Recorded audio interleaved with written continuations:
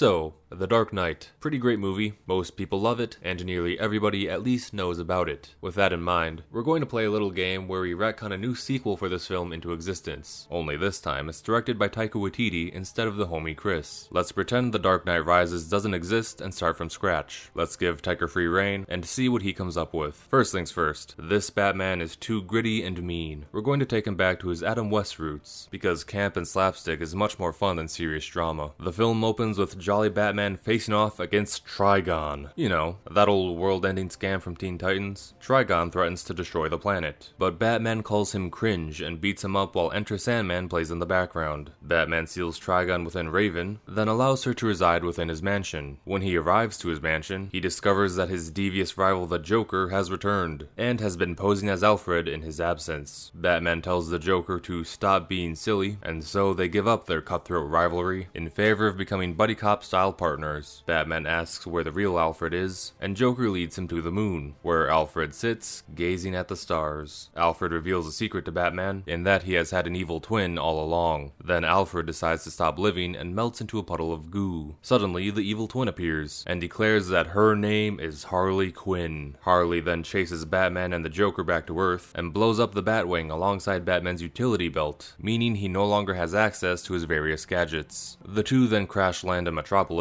but this isn't quite the Metropolis that we know, because Sinestro has taken over as the city's mayor. Suddenly Barbara Gordon appears, but in this movie, she's addicted to Coca-Cola, because that would be hilarious. She then takes down Batman and the Joker with a batarang, and delivers them to Sinestro. Sinestro then forces Batman to fight in a death battle against none other than Superman. Without his utility belt, it's a challenge, but Batman still manages to get the upper hand until Sinestro intervenes by kicking Batman in the balls. Barbara Gordon suddenly decides that she wants to be Batgirl, so she teams up with Batman, Superman, and the Joker, and they all escape. Coincidentally, Jonathan and Martha Kent appear, and lead the people of Metropolis to rise up and overthrow Sinestro, though this mostly happens in a post-credit scene. By the way, despite Jonathan Kent having an extensive backstory with a multi-layered arc that offers a complex and profound relationship with Superman that gets subtly built upon over several issues of comics, this film will interpret Jonathan as a silly fat blob that will make people laugh when he gets stepped on. He and Martha will also never have an established relationship with Superman, and will never interact with him in any meaningful way, though Batman and Martha Kent will become besties, and will go on several more adventures in the future. In the meantime, while Batman was away, Harley Quinn travels to Gotham and kills Commissioner Gordon, Robin, and Scarecrow. This sudden series of events may be confusing and shocking, but it was done in a funny way, so it's acceptable. Also, we couldn't think of a fun way to introduce Bane or Talia al Ghul, so they don't exist in this film. Catwoman is also not there, but her kitty sidekicks are. They don't really do anything though, aside from following Harley Quinn around and getting sad when she does evil things.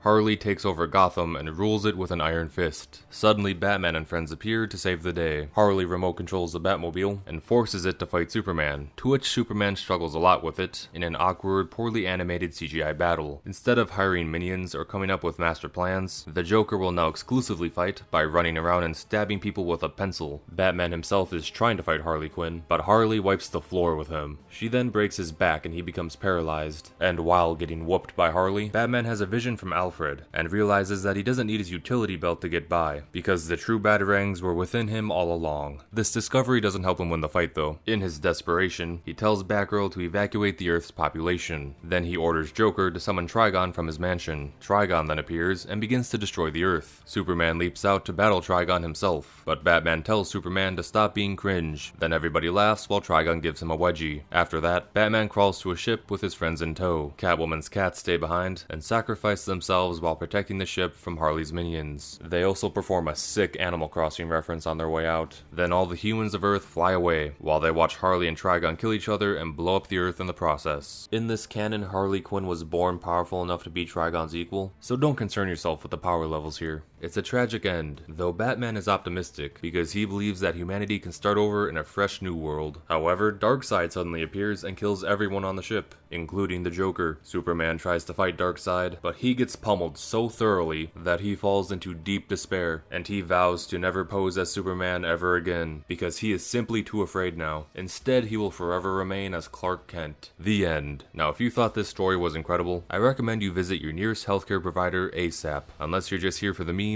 in which case, fair enough. As for the rest of you, if you were bothered by this story and found it to be nonsensical or just incorrect, then you probably got the point. If you felt that this story has horrible continuity, has random characters coming and going with out of place or unrecognizable personalities and relationships, then you might get the point. If you felt that Superman was horribly misused, underwhelming, and out of place, then you got the point. If you would have preferred to see Catwoman instead of just her cats, if you would have preferred that Joker remained a villain, Harley Quinn wasn't Batman's evil twin, and classic characters didn't die so randomly, if you preferred Christian Bale's Batman over Adam West's, if you felt that Trigon was misplaced for supposedly being such a big deal, if you felt that Sinestro had nothing to do with anything, then you got the point. Thor Ragnarok commits all these sins and more in its runtime. Thor and other returning characters have zany, goofy personalities that do not tie in to how their characters behaved in films prior. Loki, his ultimate rival, just decides to stop being evil and mischievous, despite being the god of evil, mischief, and lies. Several characters are missing that should be there, while other ones either die immediately, or are hardly recognizable from their source material. The Warriors 3 are dead and gone. Odin is dead, for no reason. Valkyrie is unrecognizable. The Executioner and Sif are irrelevant. They made Hela Thor's sister when she is meant to be Loki's daughter, and her personality and abilities are not her own. The Grandmaster. Why is he even here? The Planet Hulk storyline gets picked apart and mashed into this story, alongside other random characters, in this movie that isn't about them at all, and still, none of them remotely resemble their comic selves. They are instead either portrayed as fools, jokes, or idiots. The Hulk is a completely underwhelming disappointment here, and all the hype for him that was built up in the first Avengers film is dead and buried. To call this an MCU film is asinine. To call this a Thor film is a lie. To call this a Marvel film is absurd. It's a different universe from the comics, and it's a different timeline, so the movies can do whatever they want because they aren't part of the same canon. That's what a lot of you MCU defenders out there may say. The MCU is just a different universe from the comics, so it doesn't matter what they add or change. It's a new story, just don't worry about it. That could be a legitimate defense. However, Marvel themselves don't call it a separate universe. There are multiple realities, Peter.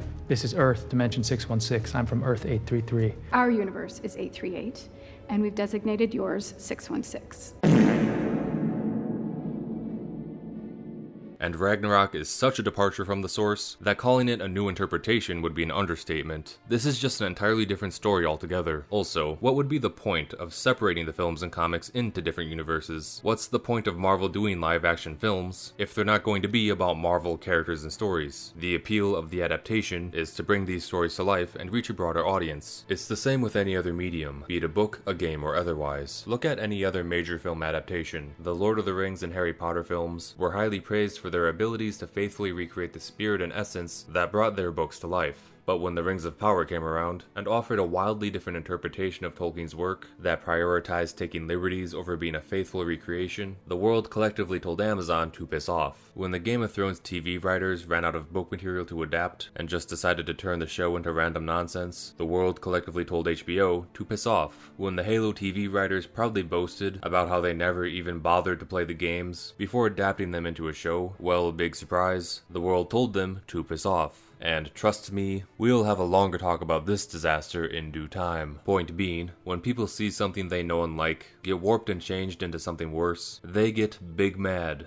Well, why is that? It's because if a story of great quality exists, there's an unspoken expectation that the adaptation will have to match or even exceed the source's quality, or else it will be deemed a failure. When people hear that their favorite stories will be adapted into a film, they hope to see that same story they know and like get retold in a way that brings these stories to life, and brings reality to the characters and settings that were previously only words or still images. Furthermore, in today's society, more people will watch movies than read books or comics. So if you are a fan of the source material, you would hope that the adaptation carries over an equal or greater level of quality from the source, so that all the new audience members that see it for the first time can appreciate it to the same degree that you do. In speaking from personal experience, it becomes increasingly difficult to tell people that I'm a Marvel fan when most people think that movies like this are the best that Marvel has to offer. Let's go back to Miek for a second, and spoiler warning for anyone who hasn't read Planet Hulk yet, Miek started out as a pathetic weakling that survived in gladiator pits by hiding behind people like the Hulk. But over time he showed enough courage to earn the Hulk's respect. And as the Hulk steadily gained more allies, Miek maintained himself as the moral foundation for the group, and gained enough experience and wisdom while fighting alongside them to eventually become a leader of his own people, and one that could avenge his people for the atrocities they suffered as slaves. One of these atrocities includes the killing of all his people's queens, meaning those amongst him that are still living are doomed to be the last of their kind. Then, as the Hulk obtained world peace on this alien planet, Miek became dissatisfied with the sudden stagnation after spending so much time as a vengeful revolutionary. This change would eventually lead him to betray the Hulk by nuking their peaceful planet and blaming the attack on Earth, so that he and the Hulk could become conquerors yet again, only for Miek to eventually end up as one of the Hulk's most hated enemies when the truth finally gets revealed. The character from the comic is not the same as the one in the movie, and the former is far superior to the latter, and that comparison extends to most of Marvel's comic-to-film adaptations, with the main exception being Iron Man 1. But this shouldn't be the case because Marvel has all the money and talent they could ever need to blow the comics away in terms of quality. They simply choose to be inferior by doing the bare minimum to get by when they constantly rely on cheap gimmicks and jokes instead of retelling the legitimately good stories within the source material. By falling back on the separate universe excuse, that just allows filmmakers to take advantage of the Marvel name and brand, while butchering and bastardizing its history in favor of telling a completely different story without having to suffer any consequences. You know, there was a time prior to the MCU where this multiverse stuff wasn't a problem. You could pick up any comic, game, show or film featuring Thor, and he would always talk and act how you would expect Thor to talk and act. It didn't matter if there were different writers, actors, or storylines being featured, because Marvel used to have a respectable level of quality control in their products, to ensure that these characters and their adventures remained consistent, no matter what form of adaptation was being produced. Then, somewhere along the way, there was a shuffle of leadership, and all of a sudden that quality control faded, in favor of half-baked excuses about universes and timelines. The only ties this movie has to Marvel is that the names of things are mostly the same. And for what? You like it because it was funny? I'd say the laughter pales in comparison to the overwhelming damage this film does to the MCU franchise. Planet Hulk is ruined.